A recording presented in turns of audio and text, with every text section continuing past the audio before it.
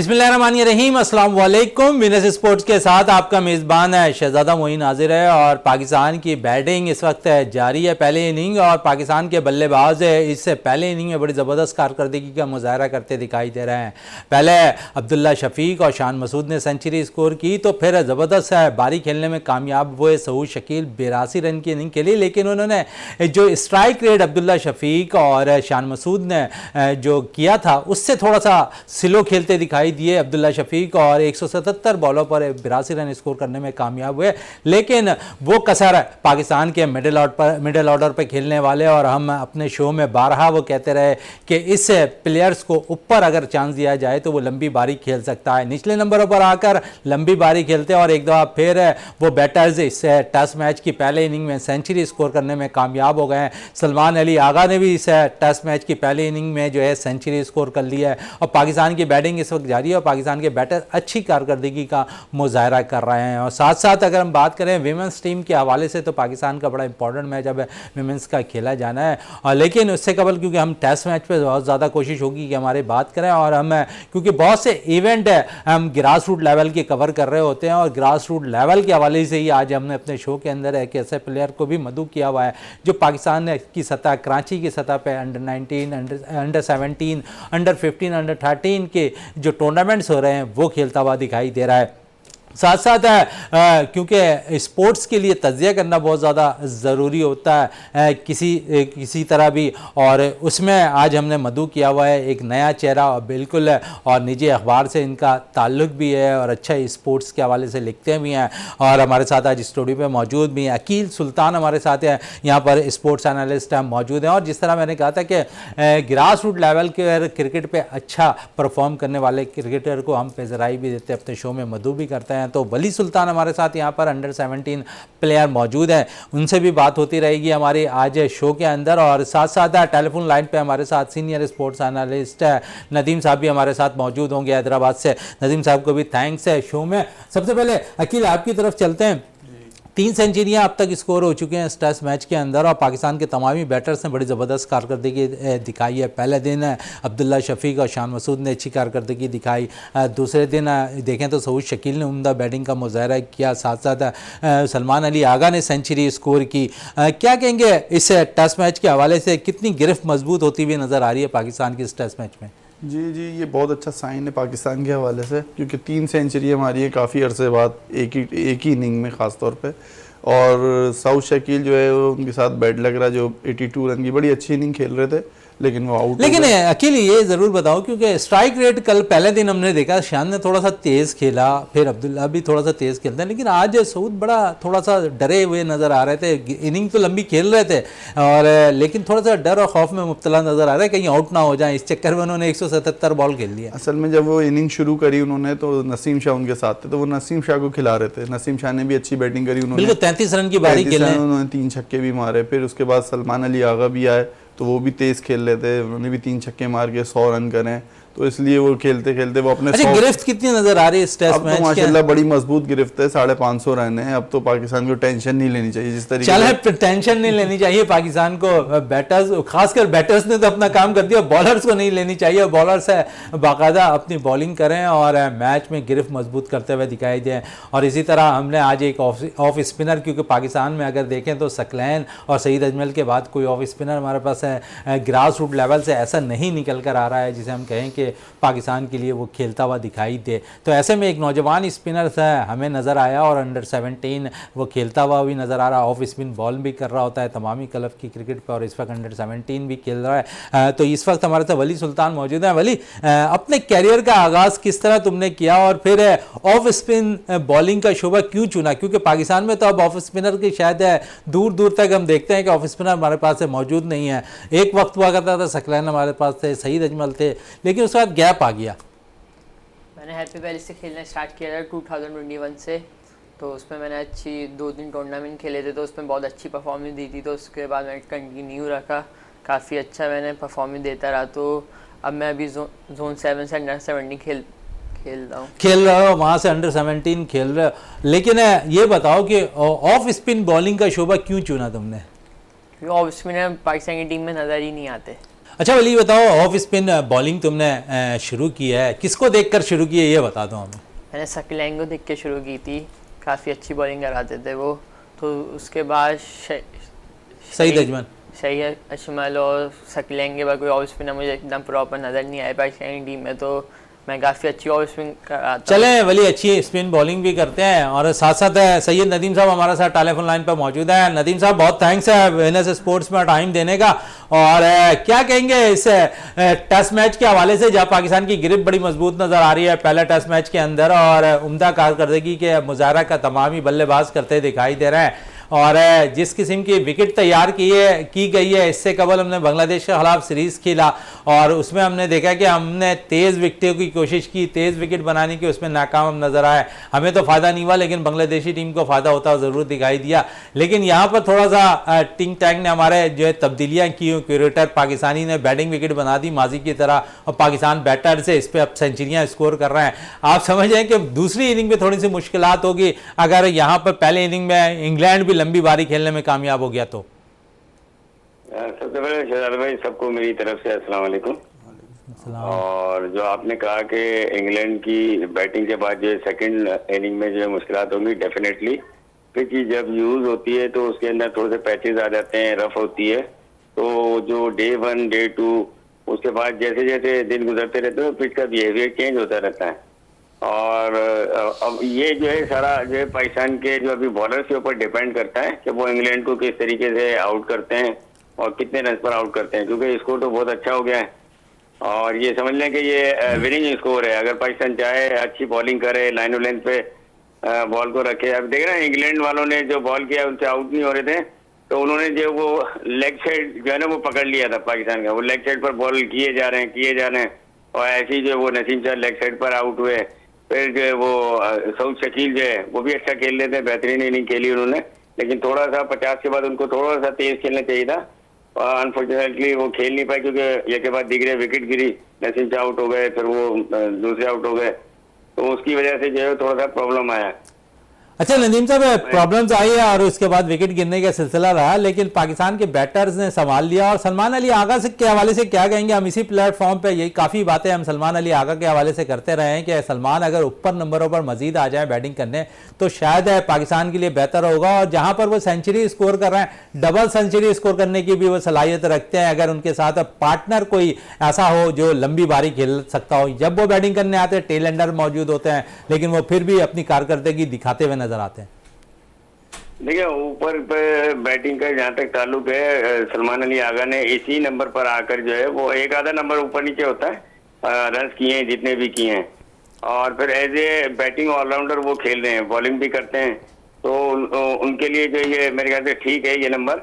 क्योंकि अगर आप ऊपर देखें तो अब्दुल्ला शफीक हैं, फिर कप्तान खुद हैं, अब्दुल्ला शफीक भी परफॉर्म कर रहे हैं, शान मसूद भी परफॉर्म कर रहे हैं, फिर उनके बाद बाबर आजम आ जाते हैं, ठीक है ना। तो आप फिर बाबर आजम के बाद सऊद शकील वाइस कैप्टन है, वो भी परफॉर्म कर रहे हैं, तो आप किसका नंबर चेंज करेंगे? पर रिजवान का रिकॉर्ड आपके सामने, जो पिछली बांग्लादेश के अगेंस्ट 298 के करीब रन किए थे उन्होंने, जो है 90 से ऊपर की एवरेज थी उनकी टेस्ट मैचेज में, तो उनका नंबर मेरे ख्याल से यही ठीक है। और उनको बैटिंग ऑलराउंडर के तौर पे खिला रहे हैं और उसमें भी वो परफॉर्म कर ही रहे हैं, मुसलसल हम देख रहे हैं कि विकेट कैसा देख रहे हैं नदीम साहब? अभी तक तो विकेट बैटिंग के लिए साजगार नजर आ रही है, जहां पाकिस्तान 3 सेंचुरियां अब तक 3 बैटर्स ने स्कोर कर लिया है। निचले नंबर वाले बैटर्स भी तकरीबन निप सेंचुरी स्कोर करते दिखाई दे रहे हैं। और विकेट की कंडीशन के बारे में आप क्या कहेंगे? कितना हेल्प आउट करेगी जब पहले इनिंग खेलती हुई इंग्लैंड की टीम पाकिस्तान के स्पिनर्स है बड़ा रोल इंपॉर्टेंट अदा कर सकते हैं? इब्रार पे बड़ा इन्हिसार किया कप्तान शान मसूद ने, फिर वो कहते हैं कि सलमान अली आगा भी हमारे पास जो पार्ट टाइम स्पिनर है उससे भी काफ़ी हेल्प आउट हमें मिलेगी, तो बड़ी भारी जिम्मेदारी इब्रार और सलमान अली आगा पे आयद हो गई है। जी जी बिल्कुल, देखें ये जो है मैंने जैक लीच और जो इनके शेख बशीर जो है उनकी मैंने बॉलिंग देखी है, तो थोड़ा बहुत जो है वो टर्न मिल रहा था। अब मतलब लंच के बाद जो है वो बॉल जो है वो थोड़ा सा घूम रहा था, तो ये स्पिनर्स को जो है बड़ा हेल्प आउट करेगी। अगर आप फास्ट बॉलर को देखें तो फास्ट बॉलर में इतना जो है वो शुरू के वजह नई बॉल का अगर ये इस्तेमाल कर जाते हैं हमारे फास्ट बॉलर तो 2-4 आउट कर दें तो ठीक है, अदरवाइज जो है फिर वो भी जो है लंबी इनिंग की तरफ जाएंगे इंग्लैंड वाले भी। तो स्पिनर का रोल बड़ा अहम हो जाएगा इसमें। आप जो कह रहे हैं कि सलमान अली आगा और अबरार अहमद, मैं तो ये कहूँगा साइम अयूब भी अच्छी बॉल कर लेते हैं, अभी चैंपियंस कप में भी अच्छी बॉल की थी उन्होंने एज ए स्पिनर, तो उनको भी यूटिलाइज करना चाहिए। चलिए सलमान अली आगा पे आप आ गए तो थोड़ा सा सलमान अली आगा के हवाले से भी हम बात कर लें, और क्योंकि टेस्ट मैचेस के अंदर लंबी बारी खेलनी होती है और सलमान अली आगा तो लंबी बारी खेल रहे हैं। साइम अयूब के हवाले से मैं थोड़ा सा पूछना चाहूँगा कि साइम अच्छी बॉल तो कर ले रहे हैं, चैंपियंस वनडे कप में भी अच्छी बॉलिंग का मुजाहरा किया उन्होंने, और क्योंकि टेस्ट मैचेस में बड़ी बारी खेलनी होती है और ऐसा लग रहा है कि अब तक बड़ी लंबी बारी खेलने में नाकाम रहे हैं साइम अयूब, और निफ सेंचुरी तो स्कोर कर लेते हैं लेकिन लंबी बारी नहीं खेल सकते, जिस तरह भी शान मसूद ने 151 रन की इनिंग खेली है, फिर सलमान अली आगा ने सेंचुरी स्कोर की, अब्दुल्ला शफीक ने सेंचुरी स्कोर की, सऊद शकील विकेट पे खड़े रहे।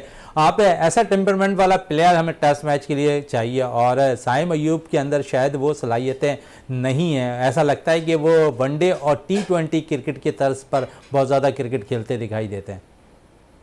देखें, ये भी उनका मेरे चौथा टेस्ट मैच है साइम अयूब का, एक ऑस्ट्रेलिया में खेला, 2 बांग्लादेश के अगेंस्ट खेले, उसमें भी 150 किया उन्होंने, तो ये कबल वक्त होगा ये कहना कि जो अभी जैसे जैसे इनको मैचेस मिलेंगे, अब ये 3 मैचेस ये हैं, फिर पाकिस्तान जो शायद ऑस्ट्रेलिया जाएगी, ठीक है ना, उनके अगेंस्ट भी मैचेस हैं, तो ये है कि इनको थोड़ा सा टाइम दें, 8-10 टेस्ट मैचेस हैं, उसके बाद फिर ये समझ में निखर के सामने आएंगे। क्योंकि तो शान की बात से अब मुत्तफिक नजर आया है, शान ने यही कहा था प्रेस कॉन्फ्रेंस में कि हम किसी के साथ नाइंसाफी नहीं होने देंगे प्लेयर्स के साथ, और हम उन्हें पूरा मौका देंगे कि वो उनकी सलाहियतें हमारे सामने आए, और ऐसा लग रहा है कि वो तमाम जो शान ने बयान दिया साइम अयूब के लिए दिया है। नुमान अली को आपने बाहर कर दिया, जाहिद महमूद को आपने बाहर कर दिया, इब्रार परफॉर्मेंस नहीं दे रहे लेकिन टीम में आ गए, चहीते हो गए हैं लगता है आजकल, और ऐसा लग रहा है कि यहाँ पर जो है बहुत ज़्यादा जो पावर प्ले है ना प्लेयर्स का, ऐसा भी एक दफ़ा फिर नज़र आ रहा है टीम के अंदर।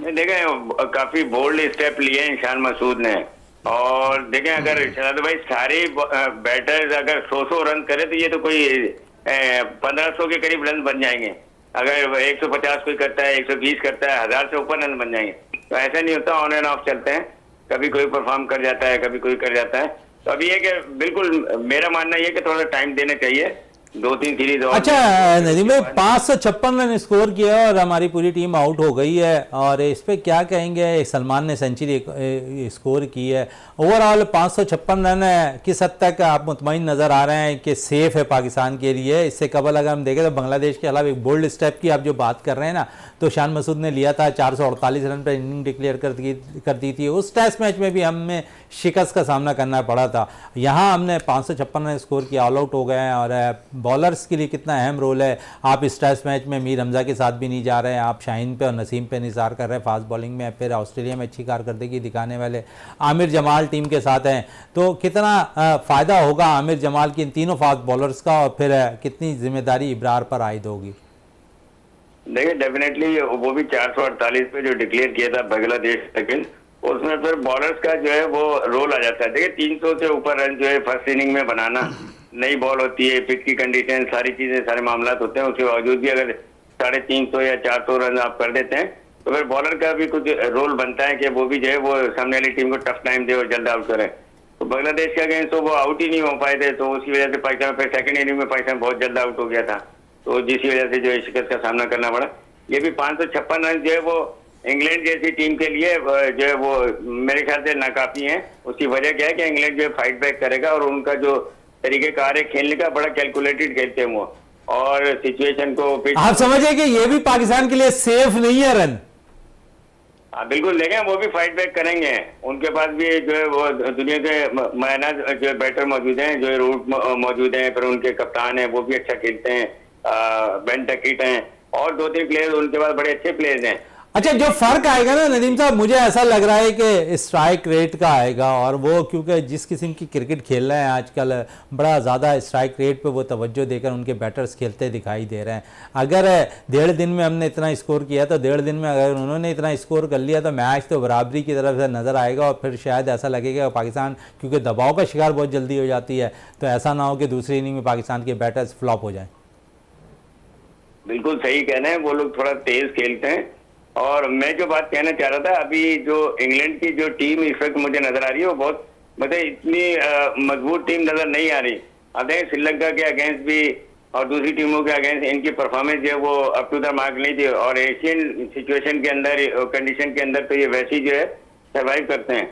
और आप देखना कि इसके अंदर जो है काफी आपको फर्क नजर आएगा पाकिस्तानी प्लेयर्स में और इंग्लैंड के प्लेयर्स में। अच्छा नदीम साहब, हमारे साथ ही टेलीफोन लाइन पे मौजूद रहिएगा, अकील सुल्तान हमारे साथ मौजूद है। अकील, साइम के हवाले से हम बात कर रहे थे, मुसलसल नाकाम नज़र आ रहे हैं साइम टेस्ट से मैचेस के अंदर। निफ सेंचुरी ज़रूर स्कोर कर लें, लेकिन मैंने नदीम साहब से भी यही बात की थी कि लंबी बारी वो नहीं खेल पा रहे टेस्ट मैचेस के अंदर। 6 टेस्ट मैचेस उन्होंने खेल लिए हैं, लेकिन लंबी बारी अब तक वो खेलने में नाकाम नज़र आए।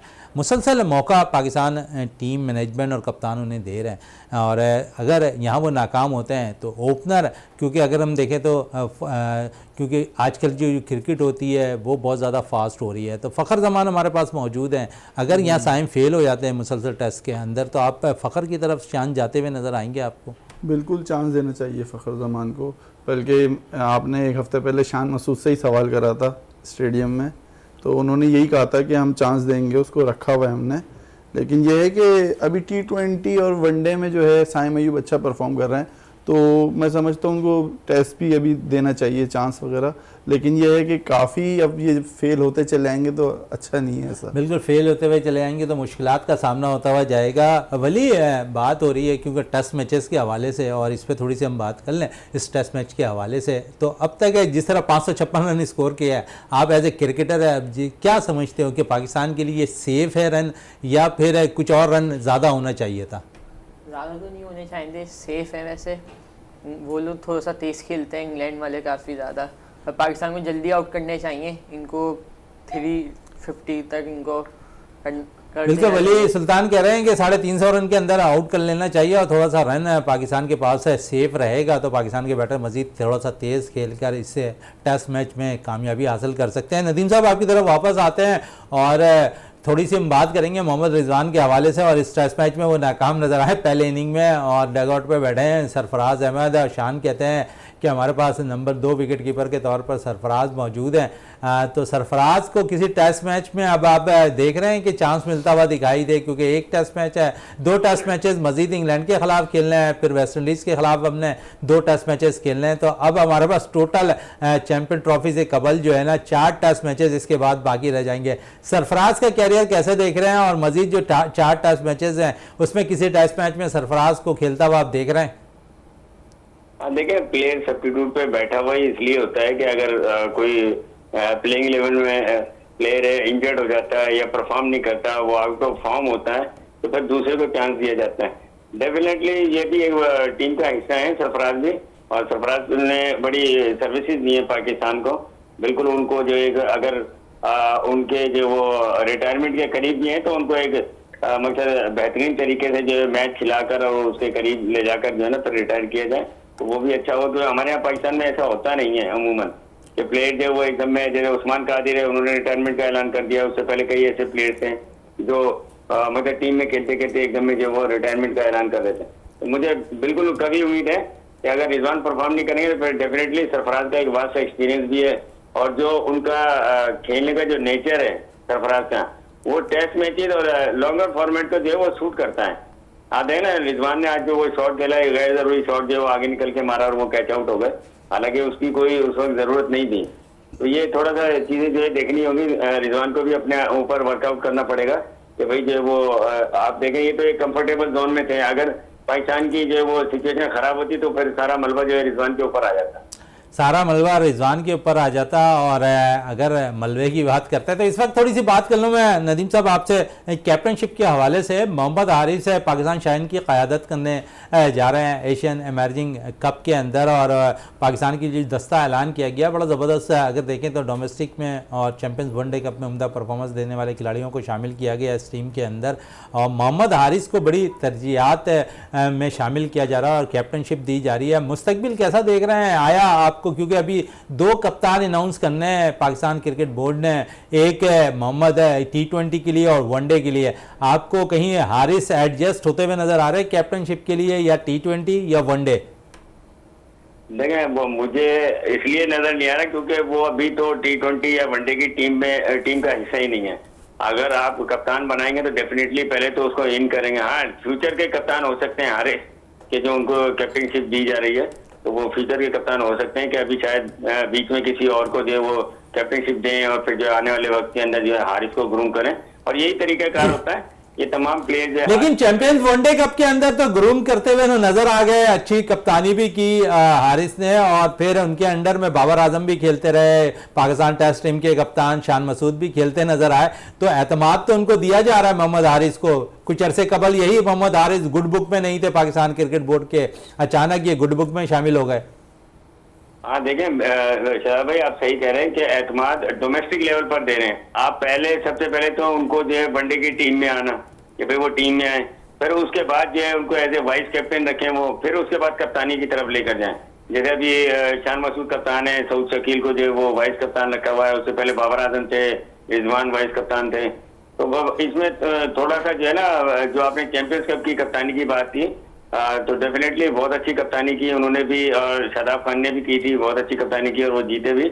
मैं यहाँ पे एक प्लेयर का जरूर जिक्र करूंगा कि आपके वो प्लेयर जो टूर्नामेंट के बेस्ट प्लेयर वो कहाँ पर हैं? वो ना आपकी शाहीन में, ना वो किसी और टीम में। बिल्कुल सही कह रहे हैं, मोहम्मद हसन कहीं नजर नहीं आ रहे हैं, कामरान गुलाम कहीं नजर नहीं आ रहे हैं, उस्मान खान कहीं नजर नहीं आ रहा है, लेकिन शायद दूसरे टेस्ट के लिए 2 प्लेयर या 3 प्लेयर जो मुझे जहां तक जराया है कि मेरी इत्तलात है, उसमें कामरान गुलाम टीम में शामिल हो सकते हैं, तैयब ताहिर टीम में शामिल हो सकता है, जो मेरे जराए कह रहे हैं कि इस वजह से शायद उन्हें पाकिस्तान शाहीन के साथ टूर पर नहीं भेजा गया इमर्जिंग कप के अंदर। हाँ तो हो सकता है। देखिए अभी जो मैं आपको हसन की बताऊं, जो उसके अंदर खामी थी मेरे ख्याल से वो उन्होंने जो बॉलिंग की चैंपियंस कप के अंदर, वो उसको काफी हद तक दूर किया है। सीमेंट स्विंग का उनका एक इशू चल रहा था कि वो ज्यादा बॉल जो है उनकी जो सीम नहीं होती थी, स्विंग नहीं होती थी, उन्हें बड़ा वर्कआउट किया और वो देखे आप जो है उन्होंने चैंपियंस कप के अंदर बेहतरीन परफॉर्मेंस दी। कामरान गुलाम ने भी बेहतरीन परफॉर्म किया और उस्मान खान ने तो अभी ये जो प्रेसिडेंट कप चल रहा है इसके अंदर भी 200 किए हैं। लेकिन मैं शहजाद भाई फिर वही बात कहूंगा कि ये सारे प्लेयर्स जो है वो एक जो पीसीबी का पूल है उसका हिस्सा है ये तमाम प्लेयर्स। तो कभी कोई आ जाता है, कभी कोई आ जाता है, कभी कोई शाहीन में चला जाता है, कभी कोई पाकिस्तान टीम में आ जाता है, तो ये ऐसे ही ऑन एंड ऑफ चलता रहेगा। अच्छा, दुनिया भर की लीग खेलने वाले जमान खान इस इमर्जिंग एशिया कप में टीम का हिस्सा है, लेकिन मोहम्मद हसन नहीं है। शाहनवाज दानी इंजर्ड हो जाते हैं, फिर पाकिस्तान शाहीन की नुमाइंदगी का मौका मिल जाता है उन्हें। तो शाहनवाज दानी के साथ भी ऐसा लग रहा है कि इन आउट का सिलसिला जारी है। इसमें देखें, इसमें प्लेयर्स को भी चाहिए कि वो ये थोड़ा अनफिट होने से बचें। कि आप जो है आपके पीछे देखें दूसरे भी प्लेयर्स तैयार खड़े हुए हैं, आप अनफिट होते हैं, वो दूसरे आते हैं, वो परफॉर्म कर जाते हैं। अब मैं मिसाल दूंगा आपको PSL की, शाहनवाज दानी जो वो बेस्ट प्लेयर हुए, बेस्ट बॉलर हुए PSL के। अच्छा वो अनफिट हो गए, उनके बाद जो अब्बास आफरीदी आए वो भी बेस्ट बॉलर हो गए।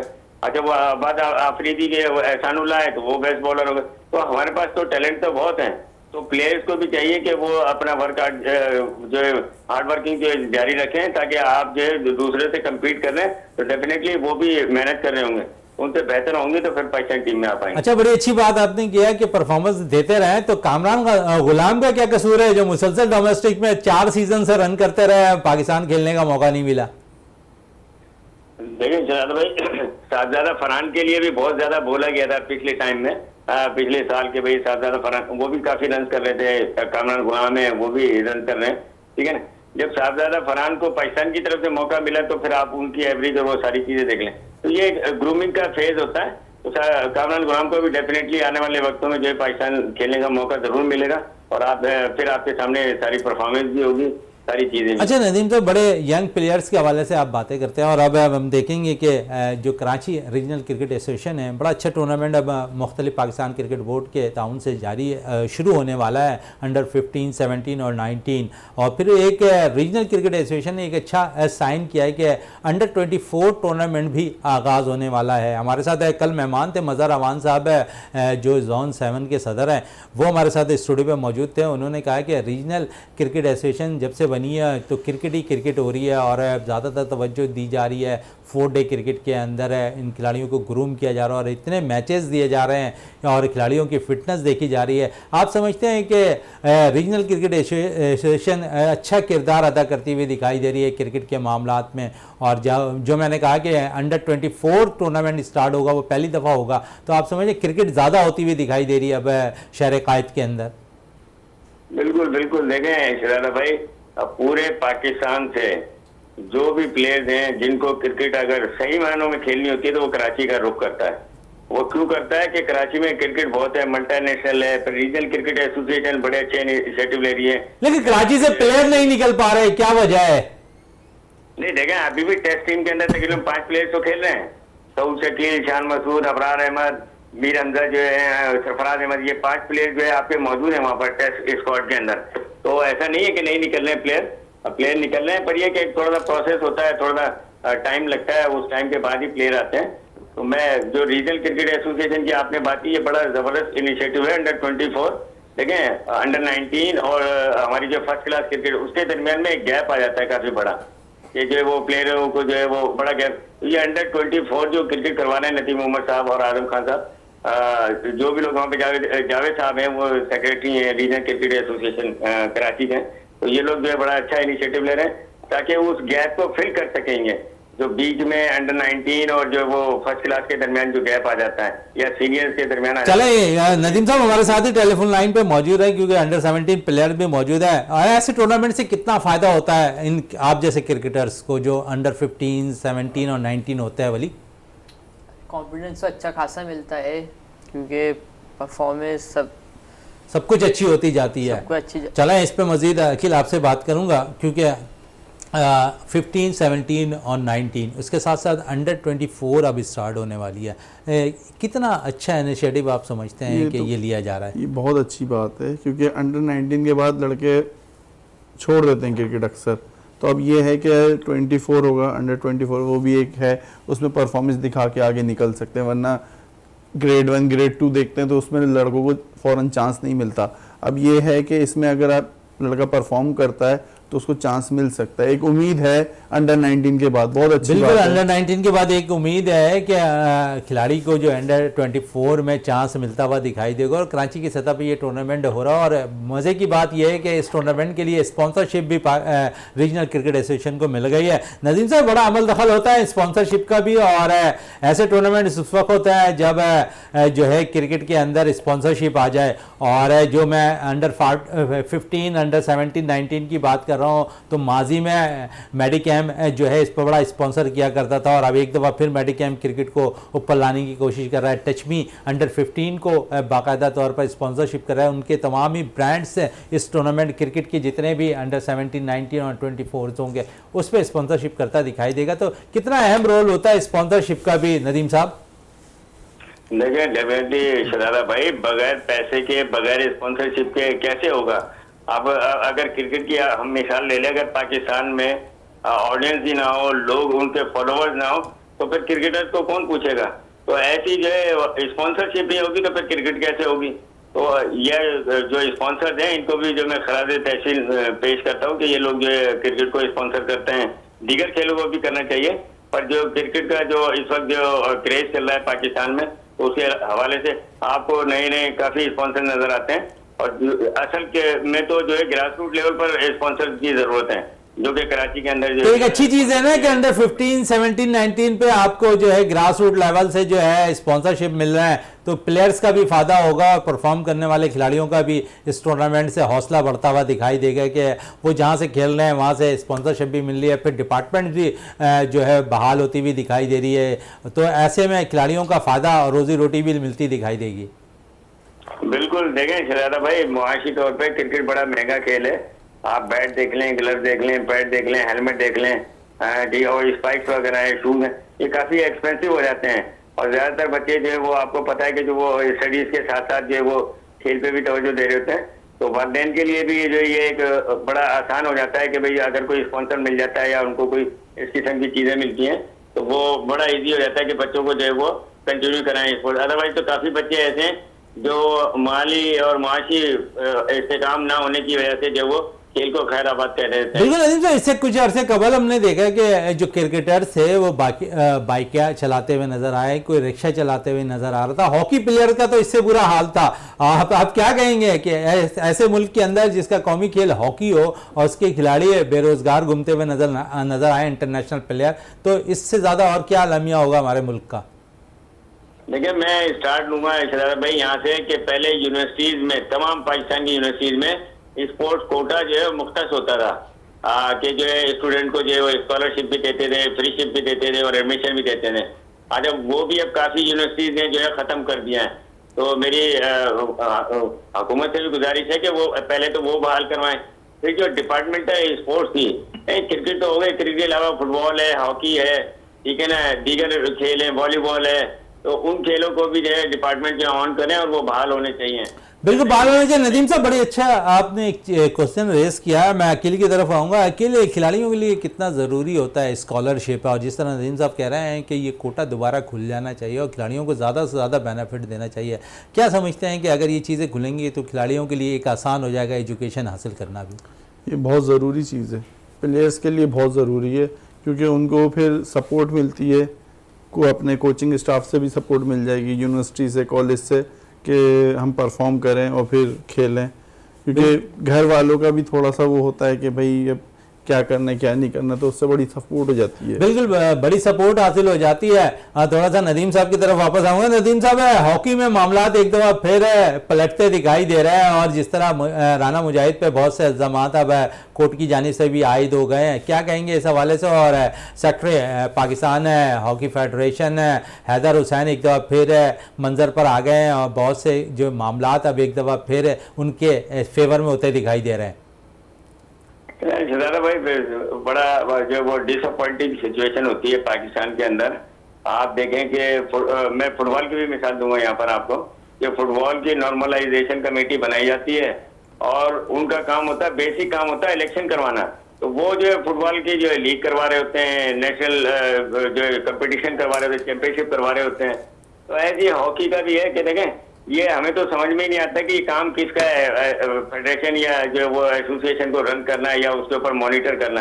अच्छा, बेसिकली तो ये काम जो पाकिस्तान ओलंपिक एसोसिएशन और पाकिस्तान स्पोर्ट्स बोर्ड उनका है कि वो इन मामला को जो है वो दुरुस्त की तरफ जो है वो लेकर जाएं। और ये जो एसोसिएशन और फेडरेशन में हर जो है 3 महीने के बाद जो है कोई ना कोई गेम गोइयाँ और वो सियासत का अंसर आ जाता है। तो खुदारा इसको जो है वो खत्म करें। और हुकूमत वक्त को भी चाहिए कि चाहे वो कोई किसी की भी गवर्नमेंट आए, देखें दुनिया के अंदर जब तक आपकी फेडरेशन या एसोसिएशन स्टेबल नहीं होगी तो आपके फिर जो लड़के जो वो कैसे खेलेंगे और जो वो कैसे ऊपर आएंगे, कैसे अच्छे नदीम बनेंगे, कैसे जो वो दीगर खेलों के जो खिलाड़ी जो सामने आएंगे आपके। तो ये जो है बड़ा नुकसान होता है इससे। चलें, बड़ा नुकसान होता है इस सूरत हाल में खिलाड़ियों का। नदीम साहब, आपका बहुत बहुत शुक्रिया वीनस स्पोर्ट्स में टाइम देने का। साथ साथ वली सुल्तान आपका बहुत शुक्रिया, अकील सुल्तान आपका बहुत बहुत शुक्रिया। और आज हमने कोशिश की कि पाकिस्तान की डोमेस्टिक सतह और पाकिस्तान टेस्ट मैच के हवाले से अपने प्रोग्राम में गुफ्तगू करूँ। यकीनन आज का प्रोग्राम आपको पसंद आया होगा। इसी के साथ अपने मेज़बान शहजादा मोइन को इजाज़त दें। पाकिस्तान जिंदाबाद।